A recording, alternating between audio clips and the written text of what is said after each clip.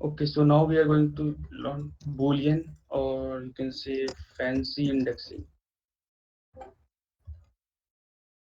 So now, what is Boolean indexing? So first thing you want to understand is that when we are doing slice, it was always returning a view, not a copy. So at that time, what was happening is that whenever we change something into the new array, that changes was being replicated to the previous array. While in case of fancy indexing or Boolean indexing, it always returns a copy. It never returns a view. So in this one, what will happen if we change something in the new array, then that change won't be replicated into the previous array. So let me show. So let's say I create one array 11 is equal to, I will use the selection only, and I need all rows and one,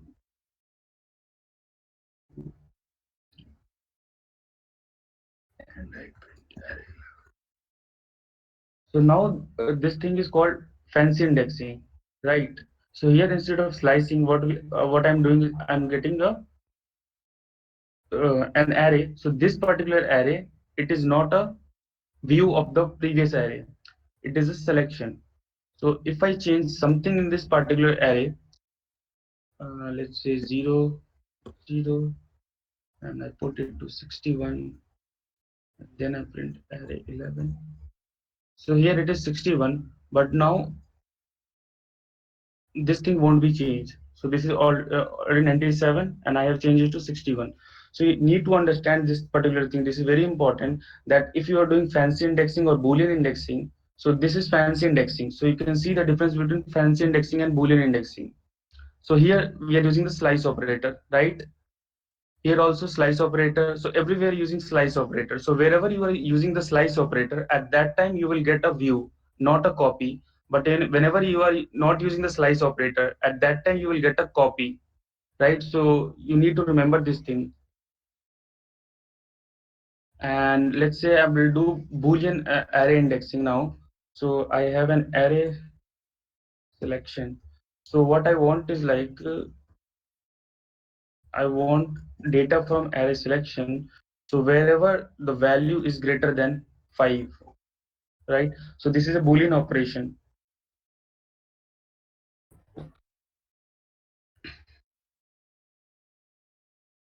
Sorry. What was the first one which you created? So,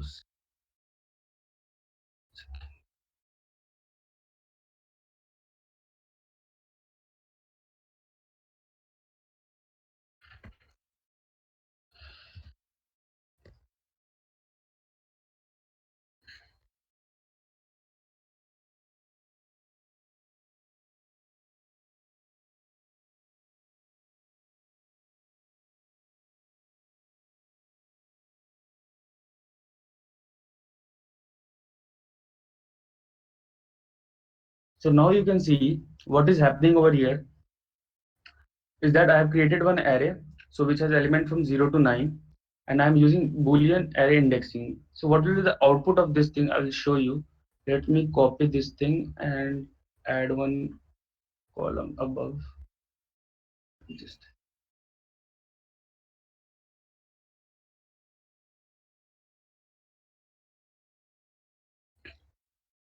so what is happening is like over here, it will compare each and every variable of the array 5, and it will check the operation that whether that particular value is greater than 5 or not. If that value is greater than 5, then it will create an array and it will put that element into the array 13, right? It also returns a copy. So if you change anything in array 13, let's say I change array 13 and at index 0 is equal to 100, then array 13, it has 100, but in array 12 the value will not be changed. So also in Boolean indexing, you get a copy. Similarly to the fancy indexing, you will never get a view. So whatever changes you will make, that change will not be replicated into the previous array. So I will go into one example and I will show you. Let's say I create a names array. So I will create np.array. So I will add some of the names. So,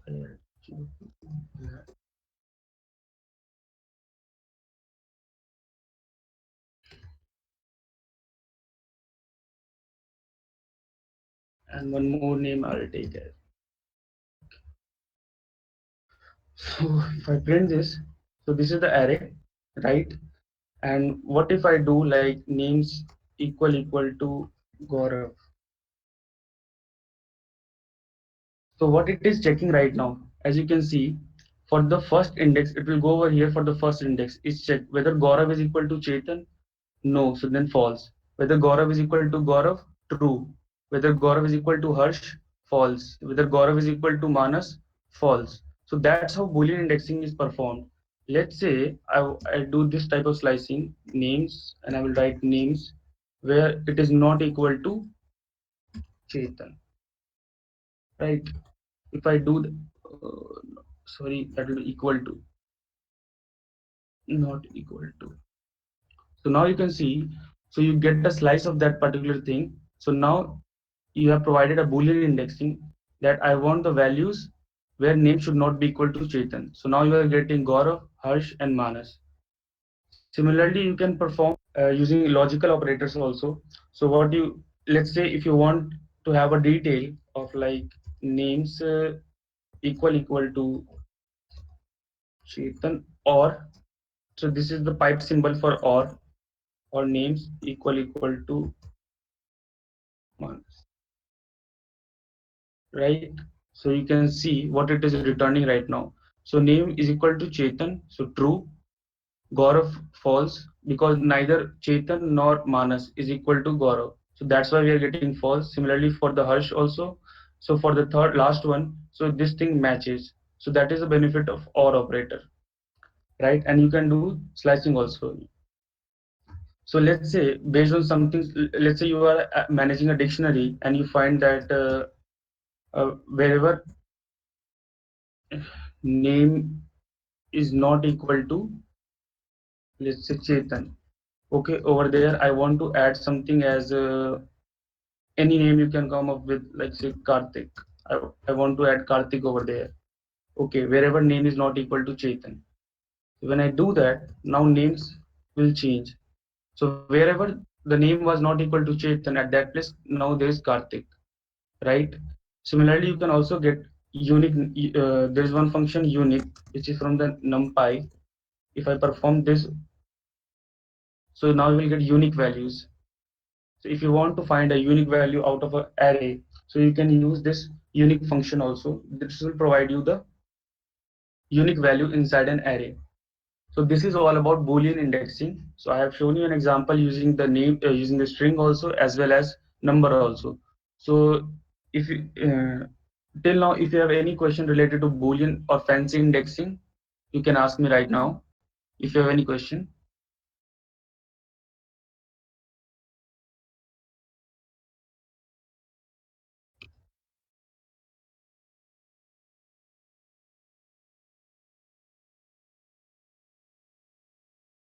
so I will move on with the vectorized operation. So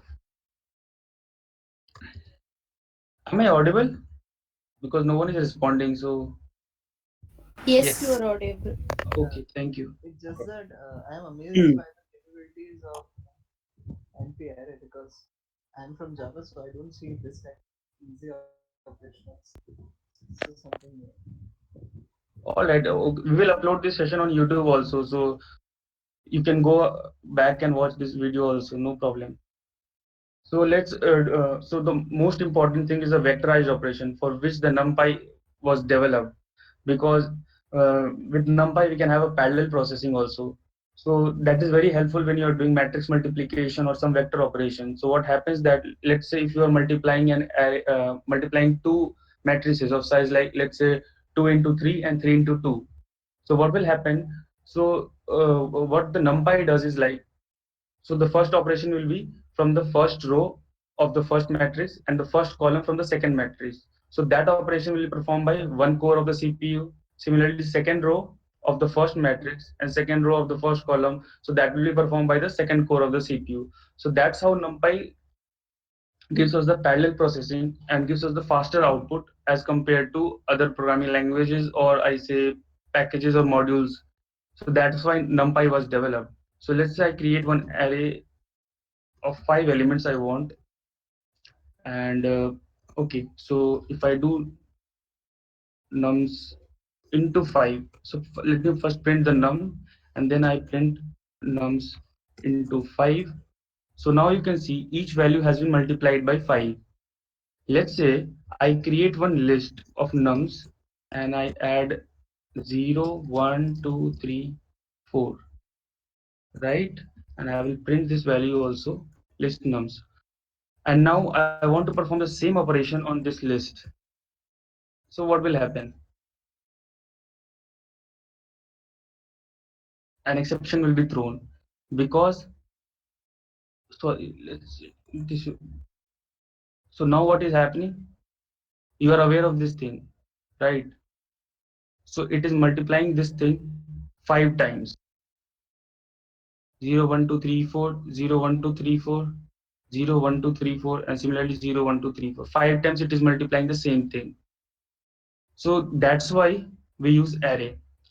If you want to multiply or perform operation on the individual element, let's say I'm doing the multiplication of this particular array with 5 elements. So then each individual elements is multiplied by 5, right? So let's say what I want is like I want to get the square root nums is equal to np dot sqrt of nums. I want to get the square roots, right? Similarly, you can see the square root of 0 is 0, for 5 it's 1, for 1 it's 1, for 2 it's this thing, for 3 it's 1.7, and for 4 it's 2. So it is very easy to perform function on a vector or matrix using this NumPy. So it also has a ceil function and the floor function. So that you all are aware of, I'm not going to show that. So ceiling is basically something the upper value, while the floor is something lower value. That is related to the rounding. If you want to round something to the upper value, then we will use the ceil function. If you want to round some value to the lower bound, then we will use the floor function. Let's say I want to do an addition of a two array element wise, right? So I already have nums array. I'm adding one more np dot arrange. I need 5 elements. So what I'm doing is that I want 0, 1, 2, 3, 4, 5, and over here also it will the same 0, 1, 2, 3, 4, 5, and I want to do the element wise addition. So if I do that, so you can see, okay, so yes. So earlier array was 0, 1, 1.4, 1.7, 2 because I called the square root function on the previous num array. So now I'm adding this particular array and the new array. So you can see the element wise addition has been done. So from this one we are getting 0, 1, 2, 3, 4 like this, and then I'm adding this particular value to this array in an element wise. So you can see the addition has been done as element wise. So let's say you want to compare two arrays. So you can call np dot maximum. And one more thing that I want to mention, that these are the functions that you will remember when you are using NumPy also. There is nothing that you can remember all this without practicing. So when you are practicing only, then only you are going to remember these functions. So I want nums, and I'm creating one array, NumPy array. So that array will consist of 1, minus 2, 3, minus 4, 5. Print this. So you can see it is doing the maximum. So what is the maximum between this is sorry, this 0 and 1? So it's 1. What is the maximum between 1 and minus 2? So it's 1. What is the maximum between 1.4 and 3? Then it's 3. What is the maximum between 1.7 and minus 4? Then 1.7. What is the maximum between 2 and 5? Then it's 5. So you can do that also. Element wise comparison also you can do using that is also a vectorized operation. So that is basically all of the things related to the uh, this NumPy array. So if you have any question, you can ask, or you if you have no question, then I will proceed to broadcasting.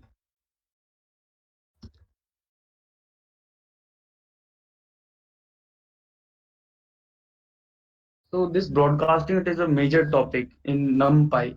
So when you do matrix multiplication, at that time it is required So there are some rules for this thing. So how you can do this broadcasting. So I will share one PDF which has these rules. So as of now, I'm only going to read that particular line.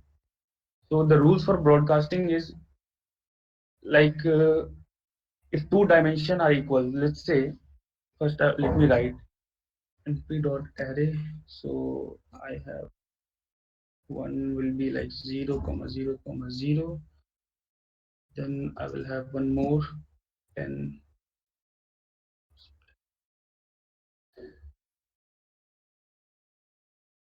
Then we have 30. So this is one array which I have created. Let me print it. So this is 4 into 3 matrix, right? And let's say I have one array B, that is np dot array, and that is 0 1 2, right? I'll print B. Okay. So let's say I want to add these two array A and array B. So if I do that,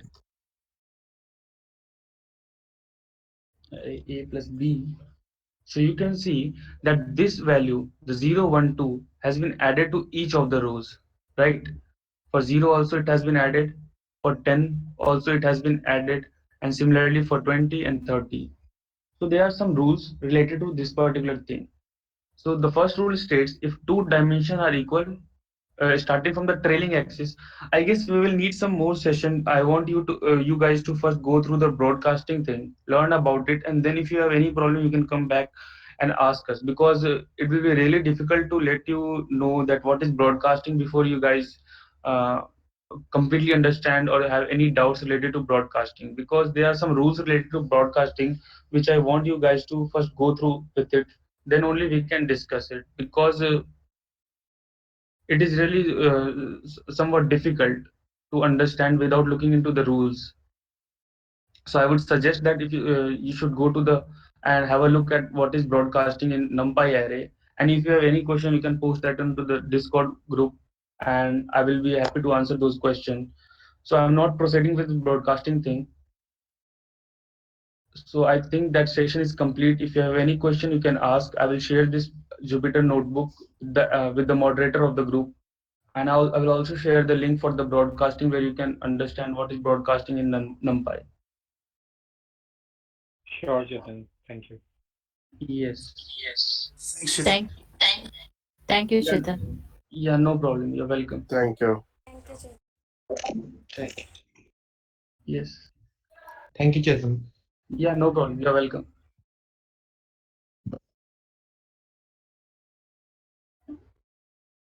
Yeah, thanks a lot, Chetan. That was a very exhaustive session. It's like Yeah. most of the array operations were covered in that. So that is very helpful. It's not like everyone will remember everything. It's just that you should be familiar that what is present. So when you come into a requirement that I want to do this, then you immediately clicks in your mind that okay, something like this is already available. Then you can do a Yeah, proper yeah, use of exactly. it. That thing will come by practice, right? Yeah, exactly. Okay. All right. Thank you, guys. Thanks a lot. Bye. Bye.